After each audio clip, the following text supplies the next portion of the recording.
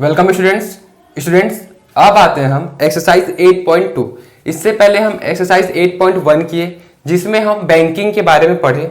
तो बैंकिंग में मुख्यतः मेनली दो प्रकार का कॉन्सेप्ट था। पहला था रिकरिंग डिपॉजिट, दूसरा था फिक्स्ड डिपॉजिट, यानी कि आवर्ती जमा खाता और सावधि जमा खाता, जिसके बारे में हम देख चुके हैं। अब देखते हैं इसका सेकंड पार्ट, इस चैप्टर का सेकंड पार्ट, जो कि टैक्सेशन यानी कि कराधान।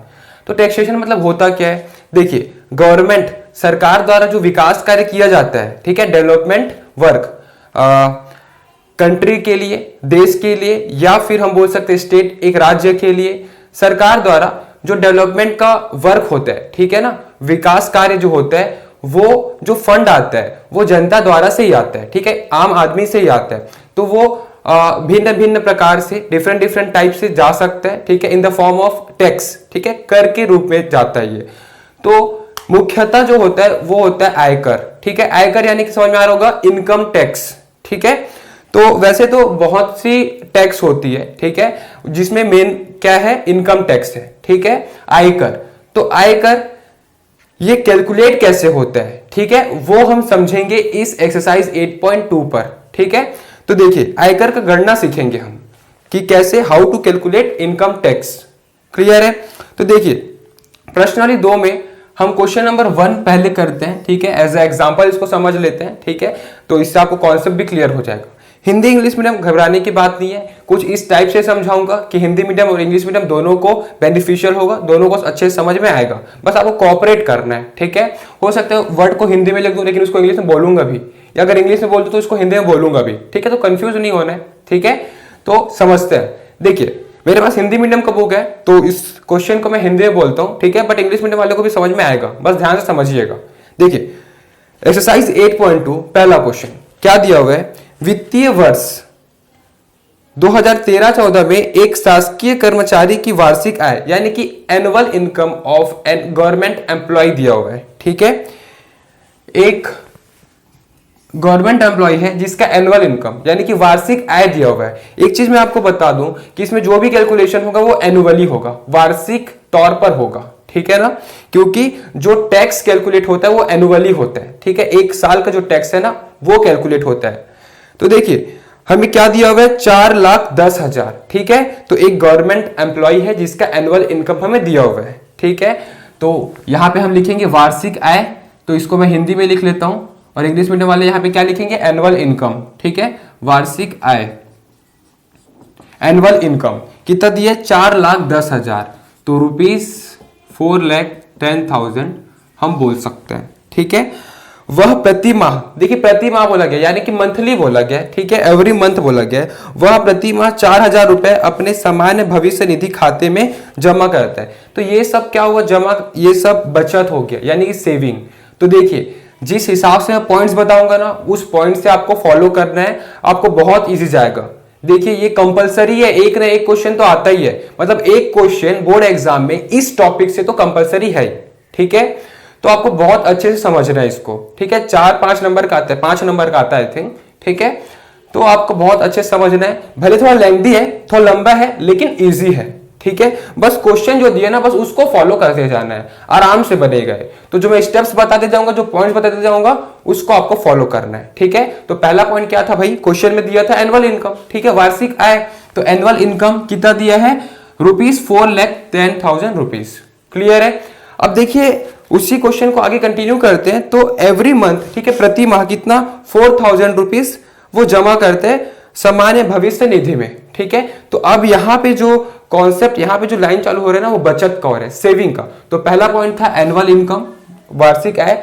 दूसरा है बचत, जिसे हम बोलते हैं इंग्लिश में सेविंग्स, ठीक है, सेविंग्स, बचत। तो बचत का पॉइंट में पहला क्या बचत हो रहा है कि प्रति माह, अब मैं आपको बता चुका हूं कि जो भी कैलकुलेशन होता है एनुअली होता है, वार्षिक तौर पर होता है। जहां प्रति माह बोला है तो उसको ईयरली, वार्षिक में कन्वर्ट करना होगा, तो 12 से गुणा कर देंगे, ठीक है। अगर हर माह, हर महीने 4,000 रुपए जमा कर रहे हैं, तो अगर हर महीने 4,000 रुपए जमा कर रहे हैं तो एक साल में कितना जमा करेगा? 12 गुणा कर देंगे, क्योंकि 12 महीना होता है, ठीक है, 12 मंथ्स होता है। तो 12 चौक 48, तो 48,000 रुपीज वो किसमें सेव करता है, किसमें बचत करता है? वो दिया हुआ है हमें सामान्य भविष्य निधि। तो यहाँ पे आप लोग लिख लेना ना, जैसे कि बचत करके एक पॉइंट दे देना, और ये पहला जो है वो है सामान्य भविष्य निधि। सामान्य भविष्य निधि, मैं इसको इंग्लिश में लिख देता हूँ, आप लोग हिंदी में उसको लिख लेना कि सामान्य भविष्य निधि। क्लियर है? इसमें फर्स्ट पॉइंट है ना, फर्स्ट बचत है, फर्स्ट सेविंग है। और सेकंड पॉइंट क्या दिया है सेविंग में, और कुछ दिया है क्या देखते हैं। सामान्य भविष्य निधि के अलावा तथा 24,000 रुपए वार्षिक। अब यहाँ पे वार्षिक बात की यानी कि ईयरली, तो 12 से गुना करने की जरूरत नहीं है। ठीक है, 24,000 रुपए जीवन बीमा प्रीमियम में जमा करता है। ठीक है, तो मैं इसको इंग्लिश में लिख देता हूँ, जीवन बीमा प्रीमियम। कितना ईयरली बात हुआ है तो कोई 12 और गुना करने की जरूरत ही नहीं है, क्योंकि एक बार में 24,000 ये जमा करते हैं। ठीक है, जीवन बीमा प्रीमियम में। ठीक है, फिर आगे क्या दिया है, वह 25,000 रुपए का राष्ट्रीय बचत पत्र खरीदता है। ये भी बचत ही है, ये भी सेविंग है। कितना? 25,000 रुपए का, जो कि ईयरली होता है, वन टाइम होता है, एक बार ही होता है। ठीक है, बचत पत्र एक बार ही होता है, तो 25,000 रुपए। थर्ड पॉइंट यानी कि थर्ड बचत है, इसका थर्ड सेविंग है। किस चीज में है? राष्ट्रीय बचत पत्र। राष्ट्रीय बचत पत्र हम लिख देते हैं, कितना? 25,000 यानी कि 25,000 रुपीज। क्लियर है? और कुछ है क्या बचत में पत्र खरीदता है? अब नहीं है। इसके बाद जो है वो डोनेशन आएगा। ठीक है, यानी कि दान आएगा। तो मैं आपको बताऊंगा कि बचत का क्या करना है और दान का क्या करना है। देखिए, सबसे पहला पॉइंट क्या था, ये पूरा क्वेश्चन ही है जिसको मैं इस सॉल्यूशन के तौर पर लिख रहा हूं। ठीक है, पॉइंट वाइज। पहला था एनुअल इनकम कितना, 4,10,000। दूसरा बचत, पहला क्या था एसबीएन में। ठीक है, मंथली था इसलिए 12 गुना किए। ठीक है, तो 4,000 गुना 12 किए, 48,000 इसमें हो गया, फिर इसमें 24,000, इसमें 25,000। क्लियर है? ये रहा बचत। सेविंग का जो पॉइंट्स था वो कंप्लीट हो गया। अब हमें क्या करना है, टोटल सेविंग निकालना है, यानी कि कुल बचत। क्लियर है ना? यहां पे हम क्या लिखेंगे, कुल बचत, टोटल सेविंग्स हम ये लिखेंगे। ठीक है, टोटल सेविंग क्या है, तो तीनों को ऐड कर देंगे। भाई इसमें इतना बचत होगा, इसमें इतना बचत, इसमें इतना बचत, तो टोटल कितना हो, तीनों को प्लस कर देंगे। ठीक है, तो क्या होगा, 0 0 0। ठीक है, ये क्या होगा, 8 4 12, 12 5 17, 17 का 7 कैरी 1, 4 2 6, 4 4 8 हो गया, 1 9, यानी कि 97,000 रुपीज का टोटल सेव किया, ये सेविंग किया, बचत किया है। क्लियर है? तो रुपीज हम लिख देते हैं। अब देखो इससे फायदा क्या होता है, देखिए अगर किसी का टैक्स लग रहा है, ठीक है, टैक्स स्लैब होता है, टैक्स स्लैब जो हम पढ़ेंगे आगे, टैक्स स्लैब क्या है, जैसे कि अगर किसी का एनुअल इनकम वार्षिक आय 2 लाख से ज्यादा है ना, तो उसको कुछ 10% 5% देना पड़ता है। ठीक है, अपना जो इनकम है ना उसको सरकार को देना पड़ता है। ठीक है, उसे हम टैक्स स्लैब से कैलकुलेट करते हैं। तो आई थिंक एवरी ईयर, ठीक है, हर साल जो टैक्स स्लैब है अपडेट होते रहता है, लेकिन हमको जो बुक में जो टैक्स स्लैब दिया, जो टेबल दिया ना, उसके हिसाब से चलना है, जो क्वेश्चन में दिया होगा उसके हिसाब से चलना है। ठीक है, तो उसको फॉलो करना है। देखिए हम यहाँ पे कॉन्सेप्ट सीखेंगे कि कैसे कैलकुलेट करते हैं। ये क्या हो गया, बचत। समझ में आ रहा है कि नहीं? यहां तक एकदम क्वेश्चन ही था। ठीक है, एनुअल इनकम लिख दिया, ये बचत था। ठीक है, अब हम क्या करते हैं कि जो बचत होता है ना उसको माइनस कर देते हैं वार्षिक आय से, एनुअल इनकम से। देखिए होता क्या है, जो टोटल इनकम होता है ना उसमें हमको टैक्स देना पड़ता है, लेकिन अगर हम कुछ सेविंग कर दे या कुछ डोनेशन कर दे, यानी कि दान और अगर कुछ बचत कर दे, तो वो माइनस हो जाता है। वो जो अमाउंट जिसको हम दान किए, जिसको हम बचत किए ना, वो माइनस हो जाता है। और फिर जो एनुअल इनकम से माइनस होता है, फिर जो कम एनुअल इनकम है ना उस पे हमको टैक्स देना पड़ता है। तो इससे पर्सन का फायदा है थोड़ा कि कम टैक्स देना पड़ेगा। ठीक है, तो सेविंग और जो डोनेशन है वो माइनस हो जाता है किससे, एनुअल इनकम से, याद रखिएगा। ठीक है, तो एनुअल इनकम जो भी आया, बचत, ठीक है, सेविंग्स ये आ गया। अब हम क्या करते हैं, एनुअल इनकम से माइनस कर देते हैं, एनुअल इनकम अपडेट हो जाएगा। ठीक है, क्या अपडेट होगा, तो वार्षिक आय, तो वार्षिक आय अब क्या हो जाएगा, माइनस कर देंगे जो पहले था उससे। तो पहले कितना था भाई, 4,10,000 था, जिसमें हम माइनस कर देंगे बचत। तो बचत कितना था, 97,000 का, 97,000 का। इसको हम माइनस कर देंगे तो क्या आएगा, देखते हैं, 0 0 0 3 0, फिर क्या होगा, देखो ये हो जाएगा 10, 10 में 7, ये हो जाएगा 3, ये हो गया 0, अब 0 और ये हो जाएगा 4, 40 में 9 माइनस कर देंगे, ये हो जाएगा 31। ठीक है, यानी कि 3,13,000 रुपए, 3,13,000 रुपए क्या हो गया, annual income, updated annual income, बचत माइनस होके। क्लियर है? अब अगला पॉइंट डोनेशन भी दिया है, तो डोनेशन भी माइनस होगा। किससे माइनस होगा, इससे नहीं, ये तो अपडेट होके ये हो चुका है। जो डोनेशन का जो अमाउंट आएगा ना उसको माइनस कर देंगे इससे फिर से। ठीक है, फिर जो अमाउंट आएगा उसमें टैक्स लगेगा।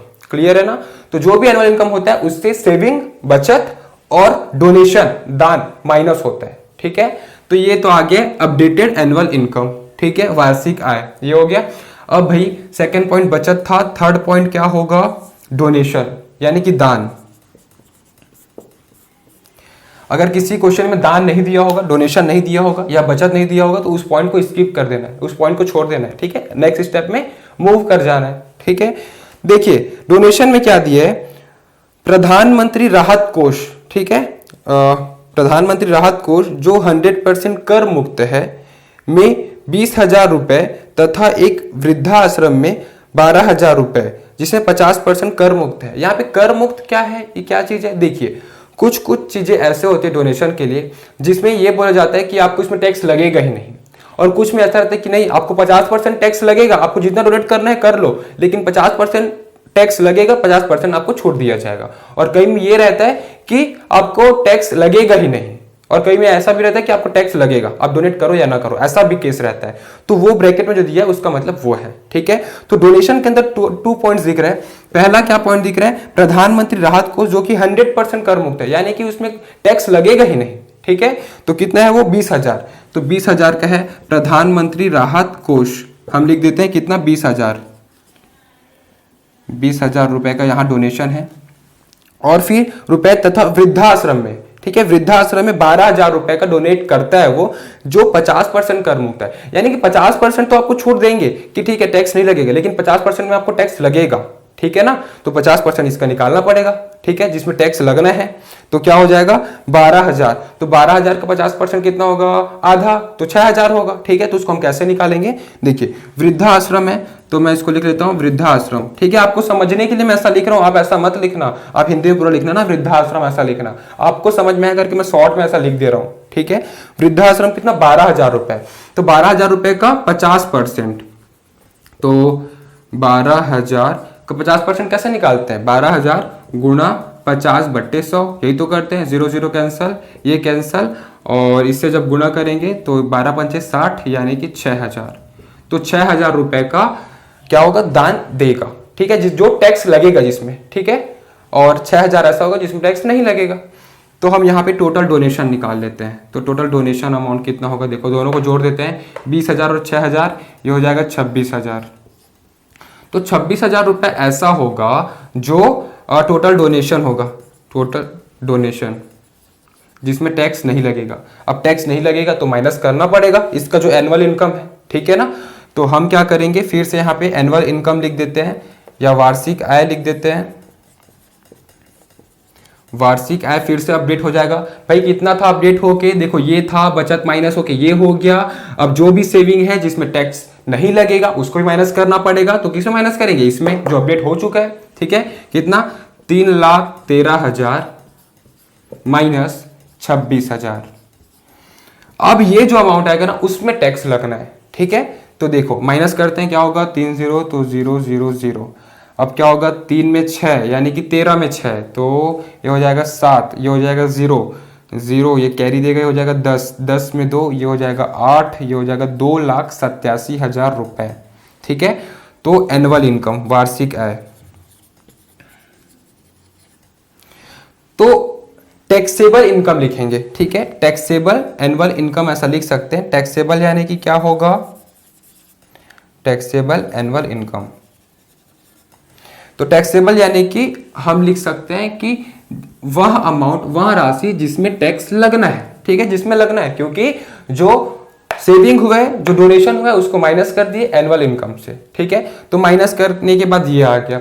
अब इसमें हमको टैक्स लगना है। ठीक है, सेविंग जितना किया, डोनेशन जितना किया, माइनस कर दिए जिसमें टैक्स छूट हुआ था। ठीक है, अब इतना अमाउंट तो है आपके पास जिसमें आपको टैक्स देना होगा। ठीक है, तो इसका टैक्स कैलकुलेशन कैसे होगा? तो उसके लिए टैक्स स्लैब दिया होता है। ठीक है, तो यहाँ पे दिया है, जो बॉक्स दिया है ना उसी को बोलते हैं टैक्स स्लैब।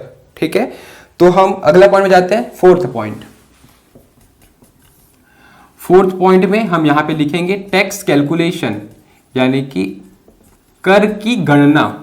ठीक है, कर की गणना हम ये लिखेंगे। ठीक है, टैक्स कैलकुलेशन क्या होगा? देखो पहला पॉइंट क्या दिया हुआ है, इसमें दिया हुआ है, और उससे पहले एक पॉइंट दिया हुआ है क्वेश्चन में देखिए आप, उसके द्वारा वर्ष के अंत में देय आयकर की गणना कीजिए, सभी बचत 1 लाख तक कर मुक्त है। इसका मतलब होता क्या है, देखिए आप बचत जो करते हैं यहाँ पे, सेविंग्स जो करते हैं, वो 1 लाख तक का ही छोड़ दिया जाता है। अगर 1 लाख से ज्यादा हुआ तो भाई 1 लाख को ही कंसिडर करके लिया जाता है। समझ में आया ना। वैसे तो बहुत बचत हम कर लेंगे, फिर अपने को टैक्स में बहुत छूट मिल लेते जाएगा, इसलिए ये किया गया है कि 1 लाख तक की बचत में आपको छूट दिया जाएगा। उसके आगे अगर एक्सीड हुआ 1 लाख तो आपको 1 लाख तक का ही छूट दिया जाएगा, उससे ज्यादा नहीं दिया जाएगा। समझ में आ रहा है ना। तो अगर 1 लाख से ज्यादा आता तो हम यहाँ पे 1 लाख ही माइनस करते, जो कि 1 लाख से कम था इसलिए 97,000 माइनस कर दिए, ठीक है। लेकिन अगर 1 लाख से ज्यादा होता तो सिर्फ 1 लाख ही माइनस करते, ठीक है। समझ में आया। अब देखते हैं फोर्थ, टैक्स कैलकुलेशन, जो कि टैक्स स्लैब के अनुसार से होगा। तो देखिए टैक्स स्लैब में जो पहला पॉइंट है वो क्या है, हम समझ सकते हैं कि वो गरीबों के लिए है, ठीक है। गरीबों के लिए मतलब कि अगर 2 लाख तक आपका एनुअल इनकम है तो उसमें आपको कोई टैक्स नहीं लगना है। समझ में आ रहा है ना। तो अगर आपका जो एनुअल इनकम है 2 लाख से कम है या 2 लाख तक है तो आपको टैक्स नहीं लगेगा। भाई आप जितना कमा रहे हो उतना कमाओ, आपको टैक्स देने की जरूरत नहीं है, ठीक है। और जो सेकंड पॉइंट है वो है 2 लाख से 5 लाख के बीच अगर आपका एनुअल इनकम है तो आपको 10% देना पड़ेगा टैक्स सरकार को। समझ में आ रहा है। तो ये होता है कॉन्सेप्ट, ध्यान से समझिएगा। तो देखिए इस व्यक्ति का, गवर्नमेंट एम्प्लॉय का कितना आया था, ये तो था, लेकिन बचत माइनस किए, डोनेशन माइनस किए तो 2,87,000 आ गया। ये तो ज्यादा है 2 लाख से, मतलब ये गरीब आदमी नहीं है, ये थोड़ा अमीर है ना। मतलब इसको छूट नहीं मिलेगा, इसको पटाना तो पड़ेगा, कुछ ना कुछ टैक्स पटाना पड़ेगा, ठीक है। तो फर्स्ट पॉइंट ये था कि 2 लाख तक, मैं तो यहां पे लिख देता हूं 2 लाख तक नील नहीं देना पड़ता है, ठीक है। तो 0% मैं लिख देता हूं, क्लियर है ना। 2 लाख अगर इसका रहता तो इसको टैक्स नहीं देना पड़ता, इतना ही रुपए वो उसका एनुअल इनकम रहता, ठीक है। टैक्स 0 रहता, उसका 0 आंसर आता, ठीक है। समझ में आ गया। अब ये 2 लाख से ज्यादा है इसका एनुअल इनकम, तो सेकंड पॉइंट पे जाना पड़ेगा। समझ में आया। तो सेकंड पॉइंट क्या है, सेकंड पॉइंट है 2 लाख से 5 लाख तक 10%, और इसका इसी बीच में आता है। देखिए 2,87,000 आ रहा है और ये 2 लाख से 5 लाख तक 10% लगेगा, यानी कि सेकंड पॉइंट में फंस गया। तो सेकंड पॉइंट में ये आ गया। तो अब क्या करेंगे भाई, तो देखो क्या करेंगे, 2 लाख से 5 लाख के बीच का जो टैक्स है, जो उसका एनुअल इनकम अगर होगा तो 10% लगेगा। इसका 2,87,000 है, इसी के बीच में। तो क्या करते हैं, ये बड़ा अमाउंट है ना, 2,87,000 माइनस कर देंगे इस टेबल का पहला पॉइंट, छोटा वैल्यू जो कि 2 लाख है, ठीक है। सेकंड पॉइंट है ना, वो माइनस कर देंगे क्योंकि सेकंड पॉइंट में आके फंसा है, 2 लाख से 5 लाख के बीच में आके फंसा है, ठीक है। तो 2,87,000 जो कि इसका एनुअल इनकम हो रहा है, एनुअल इनकम नहीं बोलेंगे लेकिन टैक्सेबल एनुअल इनकम, जिसमें कर लगाया जा सकता है, ठीक है। 2,87,000 माइनस 2 लाख कर देंगे, ठीक है। मैं ऐसा लाख लिख देता हूं, कोई दिक्कत नहीं है, आप लोग बस समझ में आ जाना चाहिए, आपको समझ में आ रहा है ना। तो हम क्या किए कि जो इसका टोटल टैक्सेबल इनकम था माइनस कर दिए 2 लाख से, यानी कि उस पॉइंट में, जिस पॉइंट में ये फंसा है उसका मिनिमम वैल्यू, कम वैल्यू 2 लाख। अगर वो तीसरा पॉइंट में आता तो 5 लाख से माइनस करते, ठीक है ना। अब देखो दोनों के बीच में कितना था, 10% का टैक्स था। तो यहां पे हमको कितना देना पड़ेगा, 10% का टैक्स देना पड़ेगा, ठीक है। तो सबसे पहले तो भाई 2,87,000 में 2 लाख माइनस कर देंगे, क्या आ जाएगा, 87,000 आएगा। माइनस करके देख लेना, ठीक है। अब 87,000 में 10% तो लगना है, तो 10% निकाल लेते हैं 87,000 का। कैसे निकालेंगे, 87,000 गुना 10/100, ऐसा ही तो करेंगे। 0 0 कैंसर, ये कैंसर, यानी कि ₹8,700 रुपीज, ठीक है। ये अमाउंट आ गया, ये अमाउंट तो उसको देना पड़ेगा, यानी कि इस व्यक्ति का जितना भी एनुअल इनकम था उसको 8,700 रुपए एज अ एनुअल इनकम देना पड़ेगा, ठीक है। तो ठीक है, सेकेंड पॉइंट कंप्लीट हो गया, समझ में आ गया यहां तक। थर्ड पॉइंट में जाने की जरूरत नहीं, क्योंकि ये इसका जो अमाउंट था वो सेकेंड पॉइंट में ही आके फंस गया था, ठीक है। अब देखते हैं ये कंप्लीट। अब लास्ट में 2 पॉइंट दिए, शिक्षा उपकर, ये क्या होता है, एजुकेशनल सेस, ठीक है। मतलब ये कंपलसरी है कि आपको एजुकेशन के लिए, एजुकेशन डेवलपमेंट के लिए, ठीक है, आपको 3% देना पड़ता है। 3% यानी कि ऊपर वाले का 2%, नीचे वाले का 1%, यानी कि 3% देना पड़ता है। मैं दोनों को कंबाइन करके लिख देता हूं ना, अलग अलग निकालेंगे उससे अच्छा कंबाइन निकाल लेते हैं। तो यहाँ पे शिक्षा उपकर प्लस माध्यमिक और उच्च शिक्षा उपकर, दोनों शिक्षा उपकर में आ जाएगा क्योंकि दोनों शिक्षा ही है, ठीक है। तो 5वां पॉइंट हम यहाँ पे क्या लिखेंगे, शिक्षा उपकर, ठीक है। एजुकेशनल सेस, शिक्षा उपकर लिखेंगे। तो 2% ऊपर और 1% नीचे, यानी कि दोनों का टोटल मिला के 3% हमको देना ही पड़ेगा। ये कंपलसरी है, ये देना ही पड़ेगा आपको, ठीक है। तो 3% हमको निकालना पड़ेगा। 3% किसका निकालेंगे? जो इसका टैक्स लग रहा है, ठीक है। जितना अमाउंट आ रहा है ना उसका 3% आपको अधिक और देना पड़ेगा, ठीक है। ये कंपलसरी है कि पढ़ाई के लिए, एजुकेशनल सेस के लिए आपको 3% देना ही पड़ेगा। तो हम 3% निकाल लेते हैं। 8,700 का 3% निकाल के देखते हैं कितना आता है। 0 0 0 0 कैंसल, 7 या 21 का 1 कैरी 2, 8 या 24, 24 और 2 26, 261 रुपये। यानी कि शिक्षा के लिए आप इसको, इस व्यक्ति को 261 रुपये देना पड़ेगा। अब ये तो रहा बहुत कैलकुलेशन। अब भाई टोटल इनकम हमें कितना देना पड़ेगा ये बताओ, यानी कि टोटल हमको सरकार को एज अ टैक्स कितना देना होगा, इनकम टैक्स कितना देना होगा ये, ठीक है। तो ये सबसे लास्ट पॉइंट है। हम क्या करेंगे, जितना हम कैलकुलेट किए, कितना कैलकुलेट किए 8,700, ये तो कंपलसरी है, ये तो आपको देना ही है, ठीक है।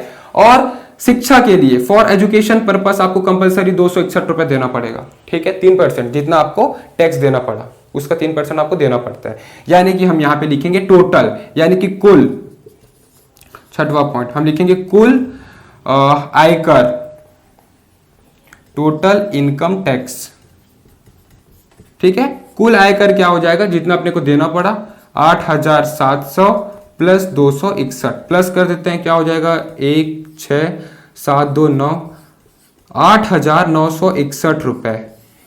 तो उस गवर्नमेंट एम्प्लॉय को, उस शासकीय कर्मचारी को 8,961 रुपए देना पड़ेगा, ठीक है, as a income tax. Clear है। तो इस प्रकार से बनेगा क्वेश्चन नंबर 1। क्वेश्चन नंबर 2 भी कुछ इसी प्रकार से बनेगा, इसे आप लोग नोट कर लीजिए। और अगर आपको वीडियो समझ में आए तो लाइक जरूर करिएगा, और जितना ज्यादा हो सकेगा तो सब्सक्राइब करिएगा और शेयर करना मत भूलिएगा। Thank you. इस चैप्टर के नोट्स के लिए नीचे दिए गए डिस्क्रिप्शन बॉक्स पर लिंक दिया गया है, वहां क्लिक करिए। और इस चैप्टर के सभी वीडियोस के लिए ऊपर जो प्लेलिस्ट शो हो रहा है वहां क्लिक करिए। और हमारे इस चैनल को सब्सक्राइब करने के लिए हमारे चैनल के लोगो पर क्लिक करके इस चैनल को सब्सक्राइब करिए। Thank you.